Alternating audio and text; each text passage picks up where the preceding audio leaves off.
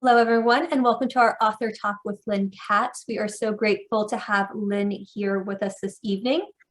Lynn began writing her first novel when she retired as the principal of Union School in Farmington, Connecticut. The ideas for her domestic thriller began in the aftermath of the Sandy Hook mass shooting, a tragedy that took place at an elementary school not far from hers. The questions that have haunted her since that day inspired her writing. How could this happen? Why is it happening again and again? What can we do to stop the next mass shooting? What can we as parents, educators, lawmakers, citizens, leaders do in order to end the horrific gun violence that continues to grip our nation? The Surrogate is not a book about a school shooting. It is a novel that explores the psychological profiles of a would-be mass shooter and the teacher who tries to help him. Lynn, thank you for joining us. We're happy to have you here. And why don't we get started? We were having a little bit of chit chat beforehand where we were talking about people remembered where they were when they heard about the Sandy Hook shooting. Can you walk us through what that day was like for you as a principal? Yes, and Kelly, thank you so much for having me here. I love your little library. It's a beauty, and it's a thrill to be here. I appreciate it. Yeah, I was a school principal at Union School in Farmington at the time, and I was at a meeting, a special education meeting called PPT meeting, and the meeting ended, and someone mentioned to me, check your emails, check your phone. Or maybe it was my laptop at the time. And I did, and I saw that there was a shooting. And I assumed it was in Newtown. I assumed it was at the high school. And of course, we were just getting dribs and drabs of information. And I didn't really understand the significance of how many kids had actually been murdered and teachers and educators until later, and that they were only in first grade. And as you can imagine,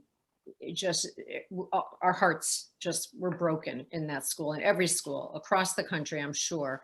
But because I could look out across the hall at my first graders, it just hit me that it could have been Union School, it could be any school, that this could happen, to first graders, to 25 and 6-year-old children, just has destroyed, so many people's lives and families' lives. It's kind of almost a 9/11 moment, what happened. And your director was talking about, she remembers where she was when she heard President Kennedy had been shot. And that's kind of engraved in my heart and in my mind as well, that moment I heard. Thank you for sharing that with us. And so the Surrogate, which it's inspired by the Sandy Hook shootings. Is that an accurate assessment? Well, it is. It forced me to study what's going on in the minds of mass shooters, and how could a young man do such a horrific thing in this country. And it's happening over and over again. And I started studying the personalities involved, the family situations, the school backgrounds of individuals like the shooter at Sandy Hook and Columbine and Parkland, and so many other places on the United States map, because it's an American problem.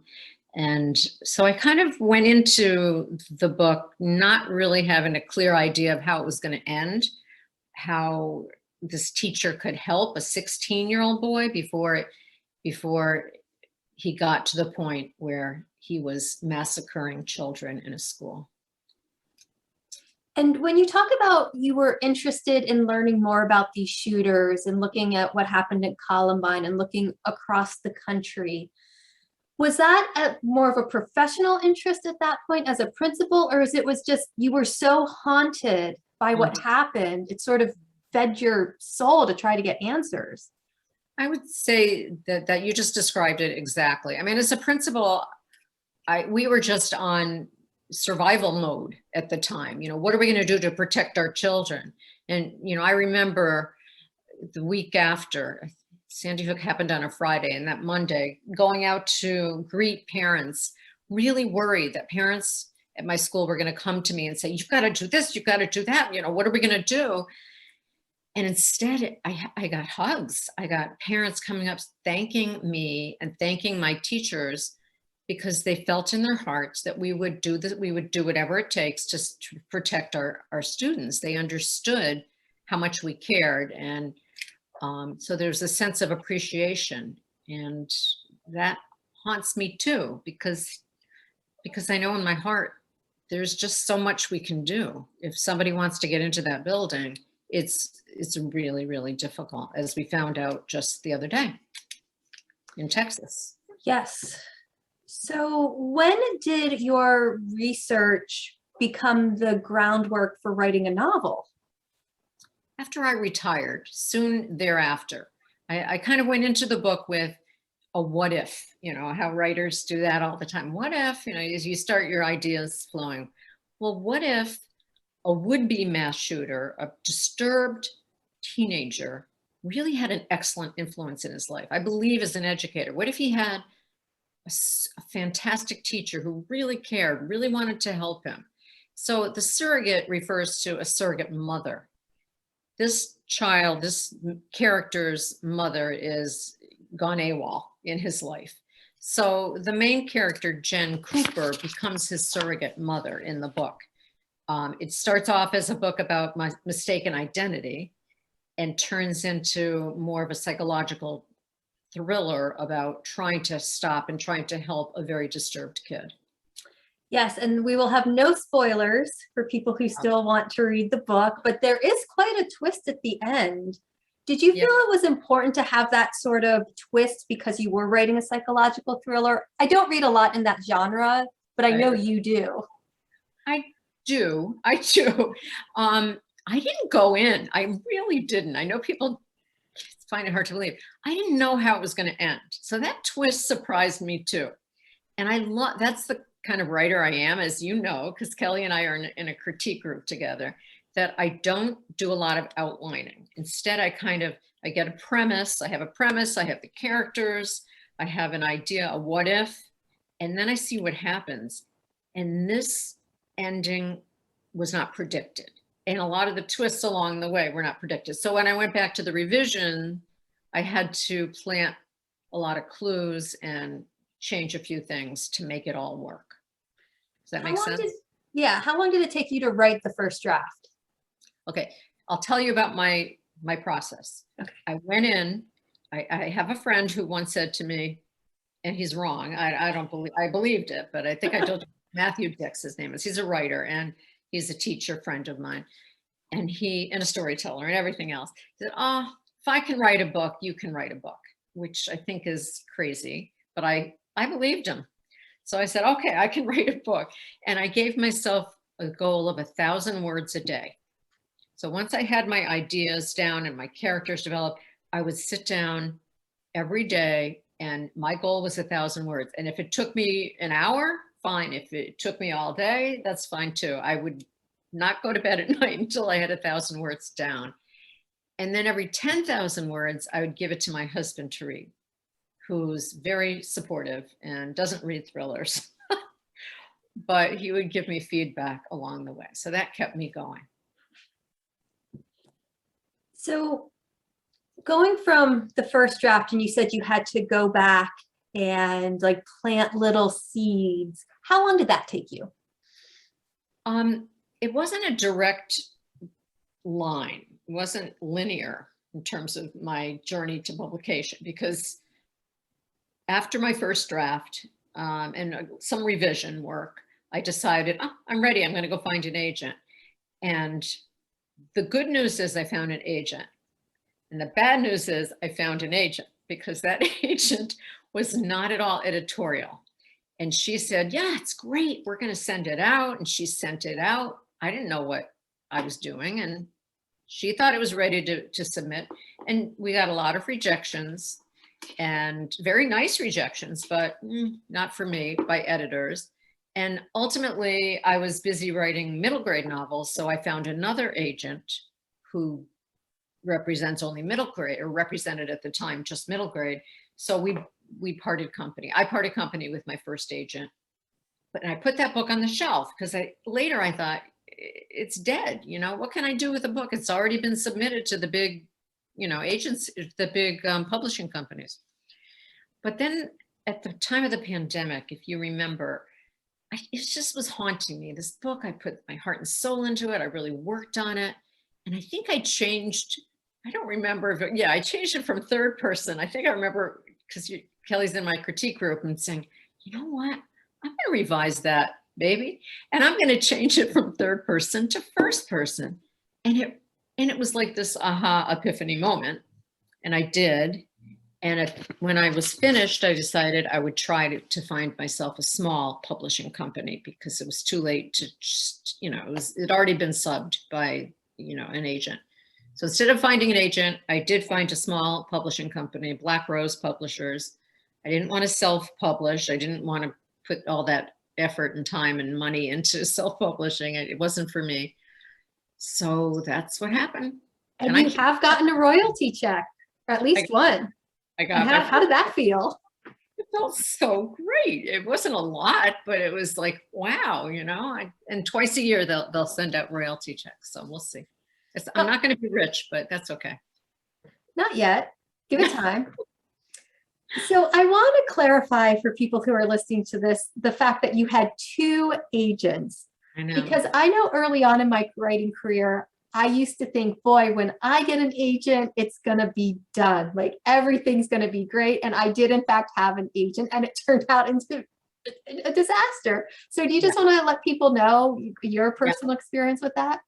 Yeah, I liked both of my agents. I think looking back, I can say my first agent, it was a mistake to sub it. It wasn't ready. My book was just not ready. So I can fault her for trying to sell a book that wasn't ready. But other than that, she was very nice. My second agent was just lovely and very editorial. And she took one of my books that I know you love very much about a dog and a magic 8-ball, middle grade novel, and really helped me polish it. But she couldn't sell it either. She was a newbie at the time. And people say, yeah, go, it's for new writers, try to find an agent who's new, they're really hungry. And all of that was true. And ultimately she couldn't sell it. And we parted ways also. I was personally devastated that story about Chester, the toothless dog, who had an uncanny ability to use that magic 8-ball to predict things that then came true. Yep. I will never give up hope that book gets published because, we're trying. I read quite a bit of middle grade and I gasped at so many different points. So yeah, I love that book too. I really hope so. Me too. I also want to just have you comment more, like for people who might be thinking about writing a book, who have never written a book before, 1,000 words a day. Mm-hmm. That seems like a lot.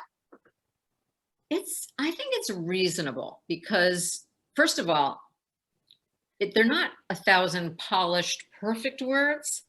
They're just 1,000 words. So it's like, it's liberating because you just know you have to reach your goal. You can always go back and change things. And that's how I write. It's iterative because I'll start the day and I'll reread part of what I've written the day before and maybe do some revisions and changes.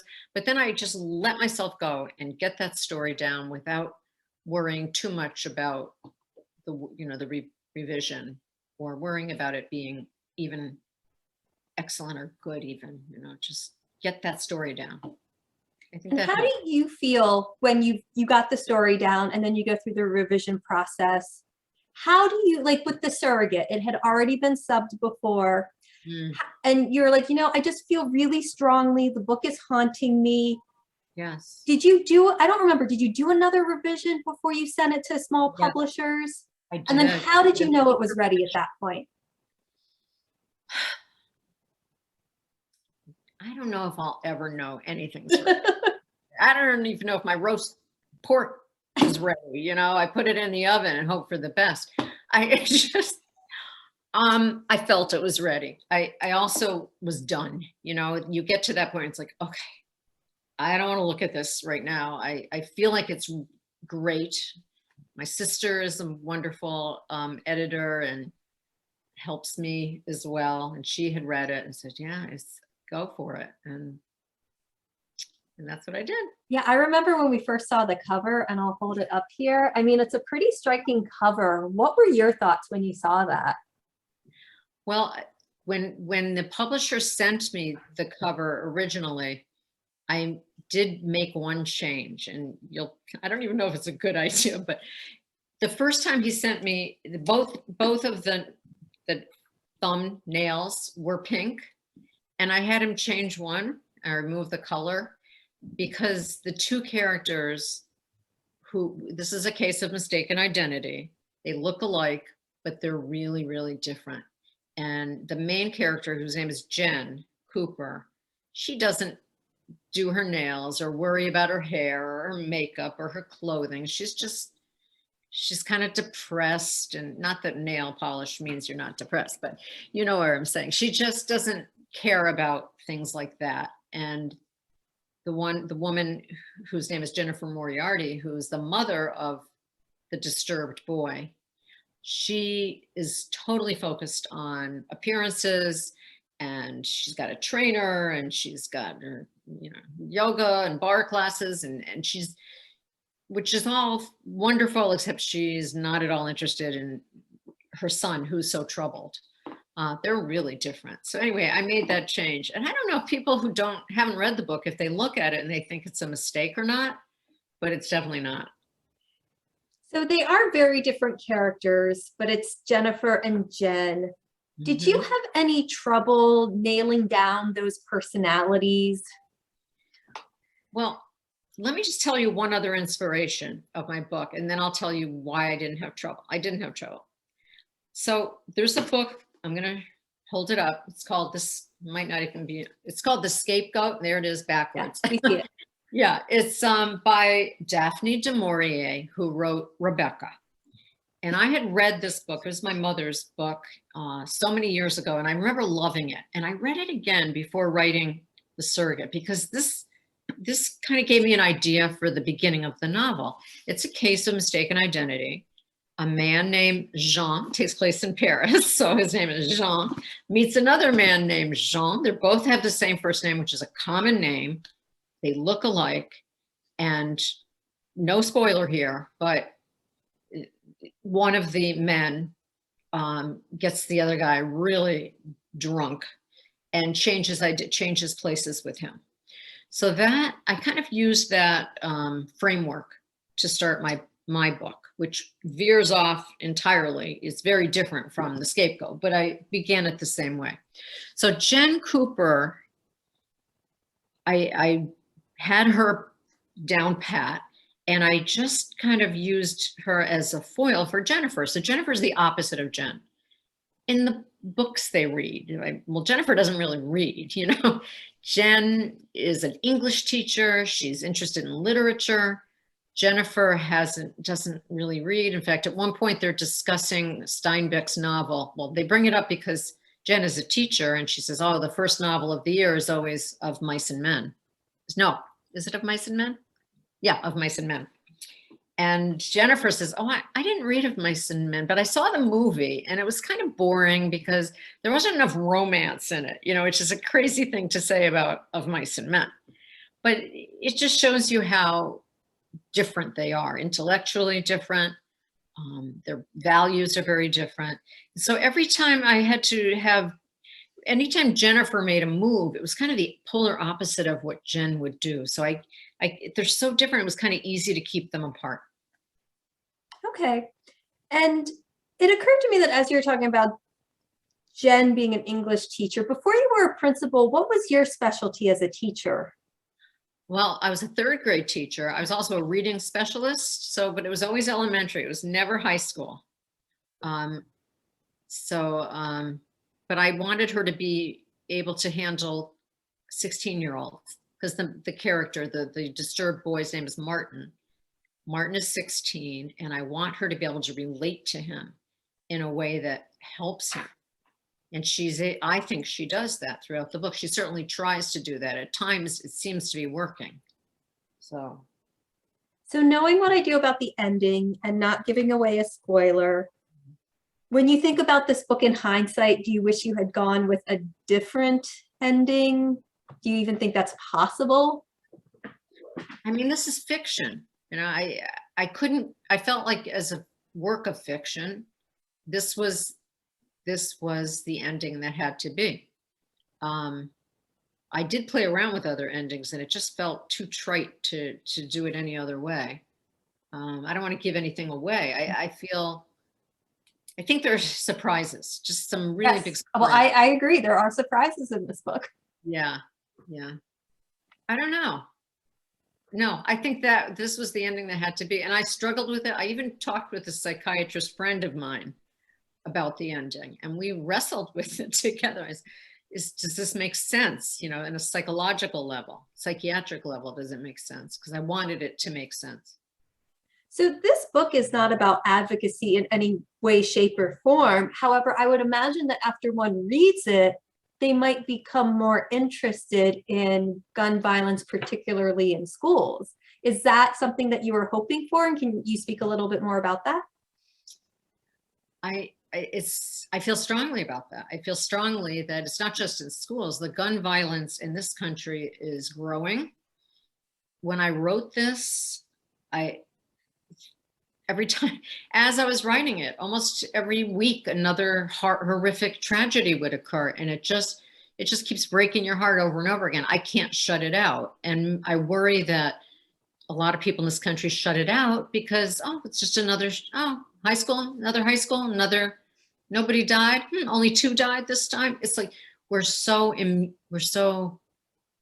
numb to Yes. being shocked. And I feel very strongly that things have to happen. I didn't go into writing the book saying it's all the gun laws. It's all because of the gun laws. Although I do think that's very important, that it's too easy. It's just too easy to have access to guns. And in this case, there was access to guns, just very easy access to guns. But I also blame, as you can tell, there's plenty of blame to go around. The parents, the absent father, I mean, this is a wealthy family. It has nothing to do with socioeconomic anything. Teachers, not teachers, but school districts in this particular case, it takes place in Florida, dropped the ball. And it's I suppose it's easier to do that when you have a parent who is trying to hide the problem and doesn't want to, blame her son for the issues or herself, but is quick to blame the school. So I think looking back, we can do better in schools. We can do better. Our government has to do more to protect us. And my heart breaks for kids in schools who have to go to school every day wondering, am I going to get shot? Is somebody going to get shot? And the active shooter drills. I mean, that is just now commonplace for children, and it's heartbreaking. It is heartbreaking. And we did more and more of them. And I remember, kids had to be silent and hide in a corner, and close the door. And we would go around with the police. It used to just be fire drills. And then you add fire. How many fires do we have? We don't have that. We don't have fires in schools, but we have shootings in schools. So it's just a lot of time, a lot of money, a lot of effort is going towards protecting children because we have to, because our lawmakers aren't doing what they need to do. So, So, I've made the Sandy Hook promise. I have contributed to them financially. I've been on their website a little bit, and they talk about how, okay, the gun laws are important, but they also have a very strong anti-bullying stance. Mhm. And as a principal, and when I think about Martin, the main character in this book, how do you think bullying plays a role, and what can we as average people do for the children in our lives?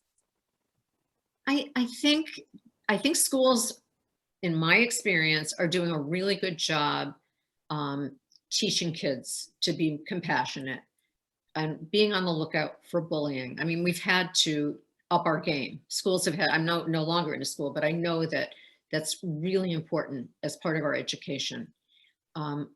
It still happens. I don't think, I'm going to promote another book. I can't believe, I'm not even promoting my own book, but it's not just about bullying. I mean, kids who, what's the common denominator of mass shooters? Bullying is not necessarily one of those common denominators. This book is called From a Taller Tower, The Rise of the American Mass Shooter. And he explores all of the big name horrific tragedies.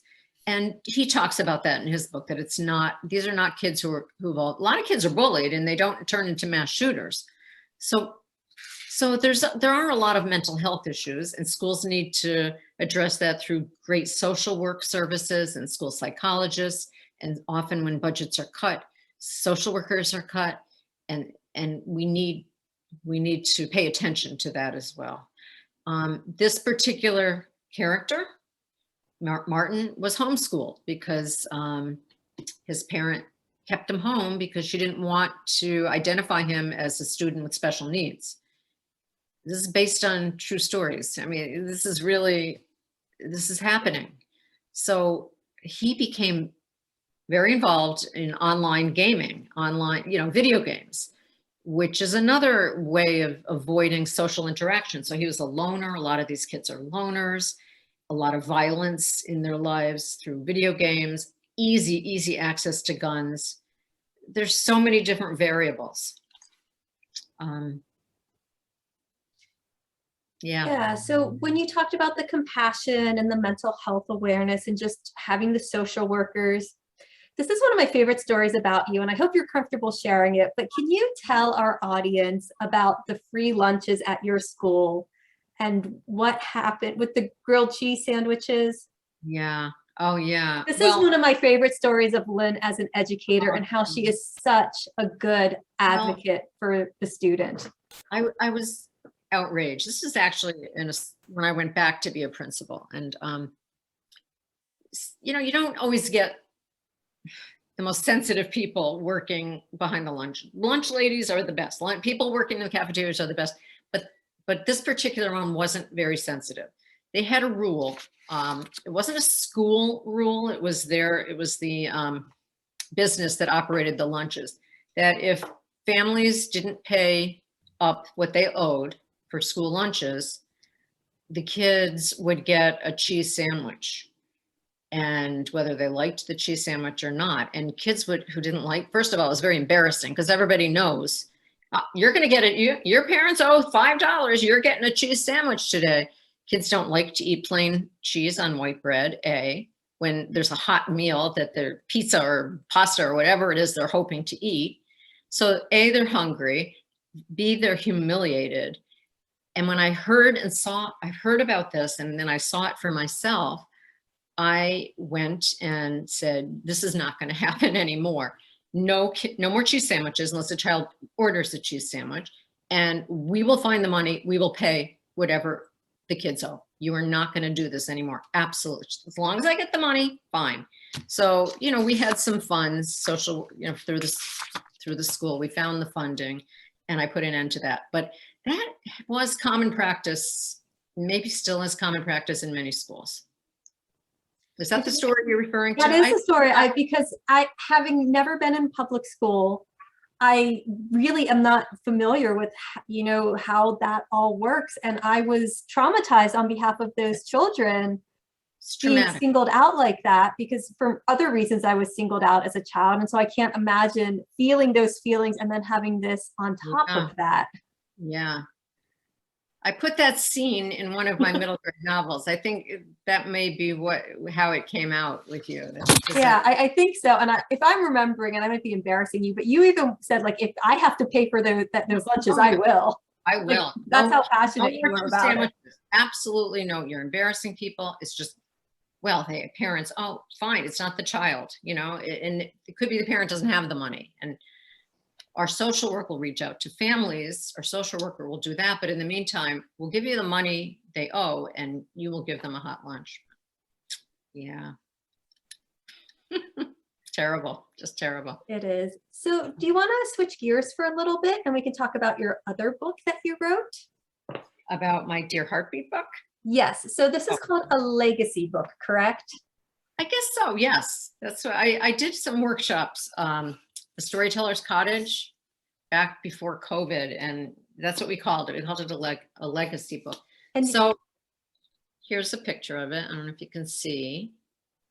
It's a book that I started writing when my son and daughter-in-law called and said, we're having a baby. And then at some point, weeks later, they said, we heard the heartbeat. So I started writing letters, and my first letter to my granddaughter was, Dear Heartbeat. And then I wrote later, when we found out it was a girl, I was like, Dear baby girl. And then we found out her name, Dear Alicia, not sure how we're going to spell it. You know, so it kind of evolved. And basically the book is organized in chapters about me, a chapter about my life, my childhood, stories that, you know, I might not be around to tell when she's older. And I want to make sure she knows those stories about my childhood and my experience in high school and how I met my husband, you know, how I met her grandfather, and what was then a whole chapter about her dad, my son, a whole chapter about Josh, and a whole chapter about her aunt Jojo, and all about her and my parents. So I kind of, is all from our side of the family.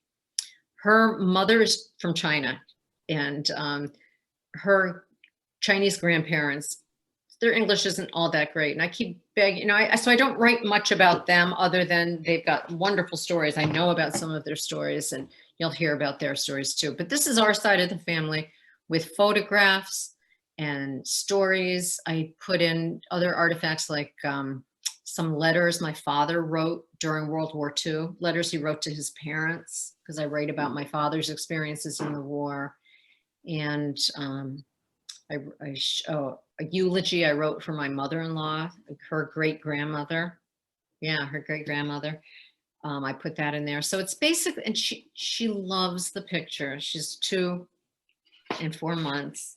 And she just loves my cat. There's a story about my pets, a picture of my, you know, everything that I just want her to know.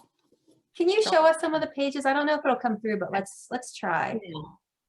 Yeah. So I presented this book. I have multiple copies, and I presented it to her mother and father at the hospital the first time I went to see her. And I don't know, it's hard to, okay. Well, here's a wedding picture. Oh yeah, we can see that. Yeah. And picture of Josh, my son, playing the saxophone. He was a musician before he did other things. So, but there's stories. Oh, and then I do a thing on there's a chapter called History Lessons. And there's a chapter on family traditions, well, Halloween and Thanksgiving, that kind of thing. History lessons, I write about World War II and the Holocaust a little bit, and how they affected me as a child. Assassination of JFK, 9/11, the election of Barack Obama, Sandy Hook, and the presidential election of 2016 and Donald Trump. I even wrote about that. So that's what it is. It's a legacy book. It's all one place, and there are multiple copies. So I gave them out to my daughter and a few other people too. And you can write your own. Right, and that it's a self-published book. Yeah. Oh yeah. Do you remember how you decided? Was it just because you were afraid she wouldn't get to hear these stories? Yes. And I'm healthy, but I know I know that I won't be here forever. And so much in this book is what I wish, as I was writing, and there was so much I wanted to know from my parents that are who are no longer alive. And I'm kicking myself. Why didn't I ask them that question? You know, I knew a lot of stories, but I missed a lot of stories too. So I don't want her to miss the stories of her family. Can you think of any of those questions off the top of your head, like something that you wish you had asked your mom or dad? I know it's hard to think off. No, one big one has to do with my father's experiences in the war, World War II. I did include some of the interesting stories he told, but he didn't really want to talk about a lot of it. And I think that was that generation. He lost his brother. He didn't want to talk about that. His brother died in the war. So I think more war stories would have been interesting.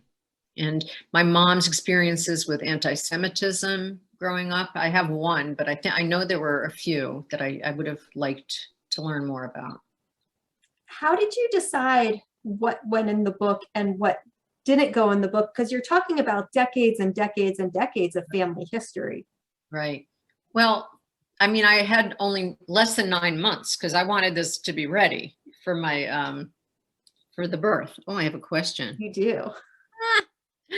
Um, Are you going to do a new book for each grandchild? well, what the good news is, a lot of this I would just cut and paste. That is a lot of it is really the same. The only thing would be the letters would be different, would be more personal. And then I could have to write a chapter about Alicia, my first grandchild. So no, I am totally prepared to do this again. So you taught this in what was it, a 6-week series? Yes. What went it like? How did that go within the class? Like, how did you, because you were taking just average people who are not writers. Well, but people who were interested in writing their stories for various reasons. Not everybody was there to write for their grandchild. Woman was there just to have it, just because she wanted to have that story, because she had interesting stories to tell and to, but I kind of structured it in terms of, we did some writing every week. I'd love to do this again. I'd come to Norfolk Library. I'm not wild about Zoom. I'd rather do it in person, but maybe one day if we can't do it in person, I'll do it another way. But we do brainstorming sessions and brainstorm different stories. That we started with stories you always tell. Like I always tell the story of why my father taught his 3 daughters how to play bridge when we were little, the card game Bridge, because bridge saved his life in the war. It's a story I tell over and over again. It's such a twisty, phenomenal story, how bridge saved my father's life. So that story went in the book because it's a story I can tell it blindfolded, And you probably tell the same stories about your family over and over again, right? Can you think of one, Kelly, a story that's... I have a few, but I feel like that's such a good tease about how bridge saved your father's life. I think you should take the 2 minutes to tell that story. Okay, so he was an enlisted man at the beginning of his time in the Army, and 2 planes were flying over the Pacific Ocean going to Micronesia, and one plane with all the enlisted men and one with the officers, and the officers needed a 4th for bridge. And they asked my father, who was known as an amazing bridge player, he's really good at bridge. So he said, fine, just leave your belongings in one plane and come to our plane and we'll play bridge. And he did. But the other plane, it actually crashed and there were no survivors. So if he hadn't played bridge, he would have crashed along with his friends and all of his gear. So bridge saved his life. And it gives me chills just talking about it. But it's such a great... I have chills too. I mean, just the time and place and that is a story that I think Alicia should know, her granddaughter. Yeah, it's a great story. So how would you encourage people who might not be writers, who might have an idea for a book? Maybe they want to write a novel, maybe they want to do some memoir writing like you did with Dear Heartbeat. What's some advice that you could give writers? I think you've got to get over, I can't do this, I'm not a writer. I think if you tell stories, you're a storyteller, and everybody tells stories, just write those stories down. If you're writing memoir, if you're writing essays, and if you have an idea for a novel, my friend said to me, if I can write a novel, you can write a novel. It's kind of true for a lot of people, If you read a lot of books, you probably have a sense of how novels evolve, and if you really want to do it. And if you can try my trick of 1,000 words a day, spend a year writing. I mean, I didn't write 1,000 words every day. I think I said 5 days a week. And you'll get there. You'll get there in no time, really. I mean, you're going to be around anyway. You might as well write a book, right? I love that kind of advice. Yeah, the time is going to go by anyway. Right. So you might as well make progress. Even just write a sentence every day and see what happens. See what happens. I love that. See what happens. Yes. It's a good motto. So what are you working on now, Lynn? Well, I'm working on a middle grade novel it's a novel in verse, and it's historical fiction, and it takes place in the school where I was the principal, Union School, in 1955, which is the year there was this horrific flood in Unionville and other parts along the Farmington River. There was a horrible flood. People died. And so my main character is a girl who has had polio. And the polio vaccine didn't become available until 1955. So she had polio when she was 8 years old. Now she's 11 years old. And her one leg, she limps pretty dramatically. And she's bullied by a kid. So I'm doing a lot of research and learning how to write a novel in verse, which is brand new for me, but it's really fun. It's fun to learn something new, and I'm reading a lot of novels in verse and having fun with it. And in a fun coincidence, Lynn is taking a novel in verse class from Rajni LaRocca, who we hosted at the library 2 weekends ago as part of our What's on Your Bookshelf Children's Literature Celebration. Oh, she's amazing. Yeah. And you're the one who told me about the Inked Voices workshop with Rajni, because you know that I wanted to try this, and it's been wonderful. Do you think aspiring writers should be investigating classes as a way to learn the craft? I do. And I think depending on what kind of writing you do, finding like-minded people, a critique partner or two, a small group. I guess both of us reached out to an organization for children's writers called Society for Children's Book Writers and Illustrators, SCBWI. It's a wonderful organization, and they can hook you up with other writers. But I'm sure if you write other kinds of, if you write novels, I'm sure there are organizations that can help you as well. It's so nice to struggle together and not to be alone, because it's a struggle. You're going to want to give up. And if you have to meet in 2 weeks with 3 other people who say, so what did you write? Okay, we never say it like that. So Lynn and I are in a critique group with 2 other wonderful women. But Lynn, if you had to pick your favorite critique partner, I'm just kidding, you don't have to answer that. So one thing I do want to ask. Okay, so you've written for adults. You're writing for children. You've written nonfiction memoir. How do you juggle all that? Well, I'm retired. It's the truth. I couldn't, when I was a school principal, I really could not have done this kind of writing. I always liked to write. I loved writing my newsletter, tried to put some twisty, interesting, creative things into my newsletter. So I've always loved writing, poetry, occasional poem, but I needed to retire. Other people can do it. I can't. I needed to retire to focus on all of those other kinds of creative endeavors. Do you have a favorite age group that you're writing for, or a genre? Well, right now I'm middle grade. I like it better. I did write another adult novel at one point, but I kind of put it on the shelf. I think it was a little too autobiographical. It's about a school principal, and maybe I should just not leave it on the shelf. So yeah, I would love to publish a middle grade novel, because it's another excuse to get into schools and talk to kids, and I miss that. What do you miss most about it? Pardon? What do you miss most about being in the school and talking to the kids? It's just, they just are fun and funny and intuitive, and I just love kids, all ages. They bring different things to the table, and they're honest, and they're curious. Of course, this is all elementary, so I never worked in a high school, which is a very different experience, I'm sure, and has its challenges, and it's wonderful too. Well, especially with COVID. I mean, let's say you were a principal during COVID and had to deal with all of this. Do you think you would have taken early retirement? Yeah.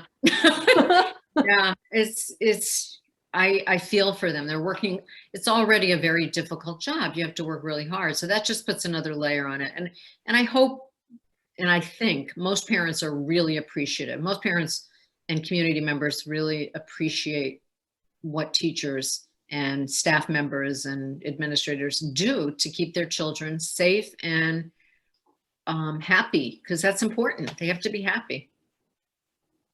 And I don't think we've mentioned yet your next latest endeavor, but that depends on the voters. Oh, yeah. Do you want to tell everyone what you're doing now? Okay, I'm running for the Board of Education in Avon, and I've never run a campaign before. So I'm learning a lot. And tomorrow morning, I'm actually going with some others to hold my sign on a corner and wave to people. And I can't believe I'm doing this. This is like a jump. This is a leap for me, pushing myself to do this, but I'd love to be on the Board of Ed. So I hope it works out.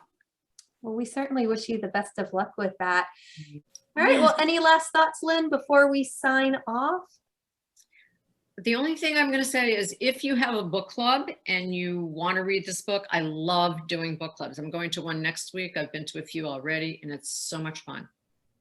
I love book clubs. Well, we are. Anne, when does our book club start? The one that Leslie's leading? That's a great idea. I think we were going to start in October, although I haven't spoken to her about it recently, but it was going to be a book club where participants did not all read the same book. Right. So Lynn, if we do psychological thrillers, Lynn could come and talk about her book. Exactly. And I could come and talk about her book. It's going to be virtual, I know, for now. So, yeah. But I think we'll take you up on your offer to come to the Norfolk Library, Lynn, when we're feeling more safer. That's right. To lead a writing group. I would love that. I bet there are a lot of people in Norfolk who would love to write a legacy book for their families and their children and grandchildren. Absolutely. And Lynn is an excellent teacher. Well, I've spent many years teaching, so. All right, well, have a good night, everyone. Okay. Bye-bye. Thank you. Thank you. Thank you.